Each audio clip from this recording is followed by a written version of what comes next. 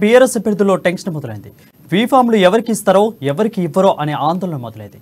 ఈ రోజు 51 రోజుల మందికే బీఫామ్లను అందిస్తామని పార్టీ అధినేత ప్రకటించడంతో అభ్యర్థుల్లో ఆందోళన మొదలైంది.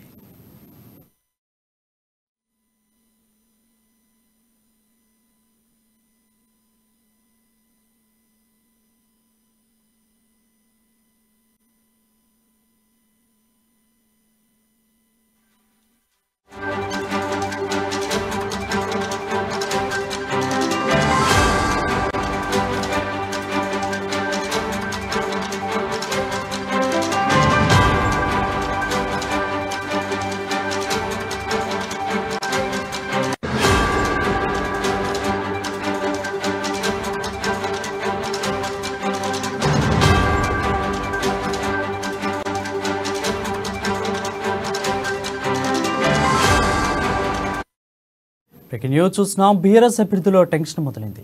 బీఫామ్లు ఎవరికి ఇస్తారో ఎవరికి ఇవ్వరో అనే అంశం ఆందోళన మొదలైంది.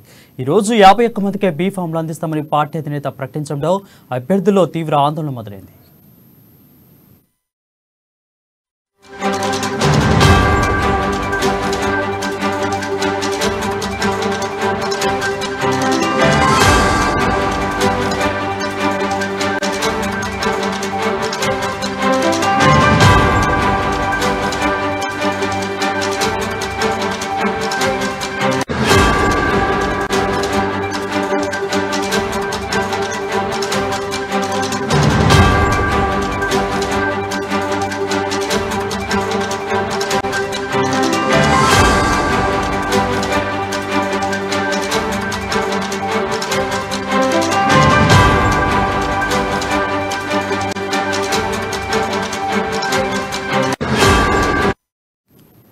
బ్రేకింగ్ న్యూస్ చూస్తున్నాం. బీఆర్ఎస్ అభ్యర్థుల్లో టెన్షన్ మొదలైంది. బీఫామ్లు ఎవరికి ఇస్తారో ఎవరికి ఇవ్వరో అనే ఆందోళన మొదలైంది. ఈ రోజు 51 మందికే బీఫామ్లు అందిస్తామని పార్టీ అధినేత ప్రకటించడంతో అభ్యర్థుల్లో ఆందోళన మొదలైంది.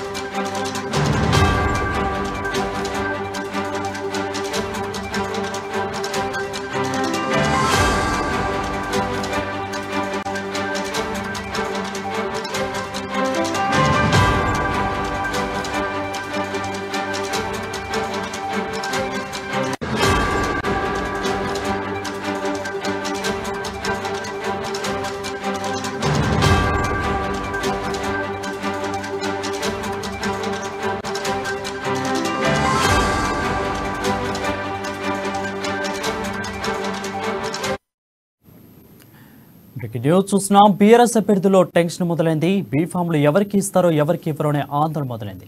ఈ రోజు 51 మందికే బీఫామ్లు అందిస్తామని పార్టీ అధినేత ప్రకటించడంతో అభ్యర్థుల్లో ఆందోళన మొదలైంది. దీనిపై మరింత సమాచారం మా ప్రతినిధి రాజు అందుబాటులో ఉన్నారు. రాజు, చెప్పండి, ఒకంత ఆందోళన అయితే మొదలైందని మనకు స్పష్టంగా తెలుస్తుంది. ఎవరికి ఇస్తారో ఎవరికి ఇవ్వరో బీఫామ్లు అనేది కొంతమంది నేతల్లో ఉంది. ఎవరెవరు వాళ్ళ పేర్లు ఏమన్నా బయటకు వస్తున్నాయా?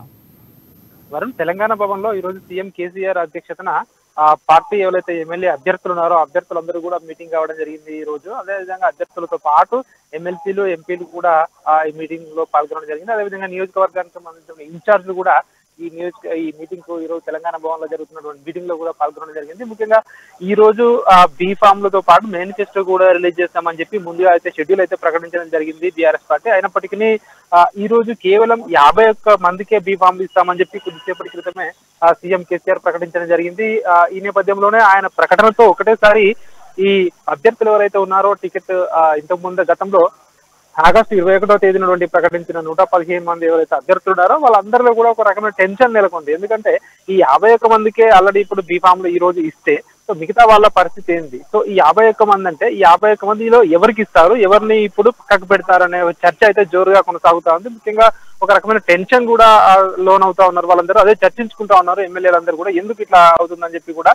ఎందుకంటే ఏ పార్టీ కూడా ప్రకటించిన ముందుగానే ఎలక్షన్స్ కు 3 నెలల ముందుగానే అభ్యర్థులను ప్రకటించిన సీఎం కేసీఆర్ ఇప్పుడు బీ ఫామ్లను ఎందుకు ఇట్లా ఆపుతున్నారని చెప్పి ఒక చర్చ అయితే కొనసాగుతోంది. ముఖ్యంగా కొన్ని నియోజకవర్గాల్లో అభ్యర్థులను మార్చుతారని చెప్పి కూడా విశ్వసనీయ సమాచారం ప్రకారం మనకు అందుతా ఉంది. ఎందుకంటే ఇప్పటికీ ఈ రోజు కాంగ్రెస్ పార్టీ ప్రకటించిన జాబితా ఏదైతే ఉందో అదేవిధంగా గతంలో అంటే బీఆర్ఎస్ పార్టీ ప్రకటించినటువంటి ఏదైతే లిస్ట్ ఉందో అప్పటి నుంచి కూడా ఇప్పటి వరకు కూడా ఏదైతే కొందరు అభ్యర్థుల పనితీరు మెరుగుపడలేదని చెప్పి కూడా సీఎం కేసీఆర్ భావిస్తున్నట్టుగా కూడా తెలుస్తా ఉంది. అదేవిధంగా సీఎం కేసీఆర్ కొన్ని ఫ్లాష్ సర్వేలు కూడా నిర్వహించినట్టుగా కూడా తెలుస్తా ఉంది. అభ్యర్థుల టికెట్లు ప్రకటించిన తర్వాత నుండి ఇప్పటి వరకు కూడా తీసుకున్నట్టయితే అయినా కూడా కొందరు అభ్యర్థులు వెనుకంజలో ఉన్నారు. సో వీళ్ళు ఓడిపోయే పరిస్థితి ఉంది అని చెప్పి కూడా సీఎం కేసీఆర్ భావిస్తున్నట్టుగా ఉన్నారు. అందులో ముఖ్యంగా కొన్ని పేర్లు కూడా వినపడతా ఉన్నారు. నియోజకవర్గాలు ఆలంపూర్ లాంటి, అదేవిధంగా కోదాడ, సంగారెడ్డి లాంటి నియోజకవర్గాల్లో అభ్యర్థులను మారుస్తారు. సో వీటితో పాటు మరో ఇంకో 4-5 అభ్యర్థులను మారుస్తారు. ఓవరాల్ గా దాదాపు ఒక 5-6 నుంచి 8 వరకు కూడా మార్చే అవకాశం ఉన్నట్టుగా కూడా ఒక పార్టీలో అయితే చర్చ అయితే కొనసాగుతా ఉంది. సీఎం కేసీఆర్ కూడా చెప్పారు ఈ రోజు 51 మందికి బీ ఫామ్లు ఇస్తాము, మిగతావి రెడీ అవుతున్నాయి, ఒక్కొక్కరికి కూడా 2 సెట్ల చొప్పున బీ ఫామ్లు ఇస్తాము, 2 సెట్లు ఇస్తాము. ఎందుకంటే ఎవరు కూడా అంటే తప్పులు నింపొద్దు, అందులో న్యాయపరమైన చిక్కులు ఎదుర్కొంటారు, తర్వాత కేసులు కోర్టుల చుట్టూ తిరగవలసి ఉంటుంది కాబట్టి 2 సెట్లు ఒక్కొక్కరికి ఇస్తాము. సో మీరు అవన్నీ జాగ్రత్తగా ఫిల్ చేయాలని చెప్పి కూడా వాళ్ళందరికీ కూడా సూచించడం జరిగింది. అయినప్పటికీ ఏదైతే ఈ రోజు ప్రకటించినటువంటి ఏదైతే సీఎం కేసీఆర్ అన్నాడో బీ ఫామ్లు కొందరికి డిలే అవుతాయని చెప్పి, ఇందులో మనం ఒక 2 విధాలుగా చూడవచ్చు. ఇందులో 2 అంశాలు ఇవి ఉంటాయని చెప్పి కూడా మనం చెప్పవచ్చు. ఒకటి వ్యూహం అని కూడా చెప్పవచ్చు. ఎందుకంటే ఎవరైతే కొందరు బలమైన నేతలు కాని వారు ఉంటారో వాళ్ళు ఇతర పార్టీలతోటి ఇప్పటి నుంచి కూడా సో కుమ్మకే అవకాశం ఉంటుందని చెప్పి కూడా విశ్వసనీయ వర్గాల సమాచారం ప్రకారం బీఆర్ఎస్ పార్టీ అధినేతకు సమాచారం అందిన సమాచారం. సో ఈ నేపథ్యంలోనే వాళ్ళు ప్రతిపక్షాలతో మాట్లాడుకొని ఇప్పటికే సో ఓడిపోయే అవకాశం కూడా ఉంటుందని ఒక రకమైన భావిస్తున్నారు. రెండవది ఇతర పార్టీల నుంచి చేరికలు కూడా ఉండొచ్చు. ఎందుకంటే కాంగ్రెస్ పార్టీ పూర్తి జాబితా ఇంకా ప్రకటించలేదు కాబట్టి కాంగ్రెస్ పార్టీ పూర్తి జాబితా ప్రకటించిన తర్వాత అందులోంచి అసంతృప్తులను కూడా బీఆర్ఎస్ లో కొందరు మంది వచ్చే అవకాశం ఉంది కాబట్టి అందులోంచి ఎవరైనా బలమైన నాయకులు ఉంటే వాళ్ళకి సీట్లు ఇచ్చే అవకాశం ఉంటుంది కాబట్టి అందుకే ఆపుతున్నారు అని చెప్పి రెండో అంశాలను కూడా వినిపిస్తా ఉంటుంది. సో ఈ 2 అంశాల్లో ఏ అంశం అప్పటి వరకు అంటే ఇంకా ఏదైనా జరుగుతుగా కొనసాగుతా ఉంది. Right, thank you Raju for the updates.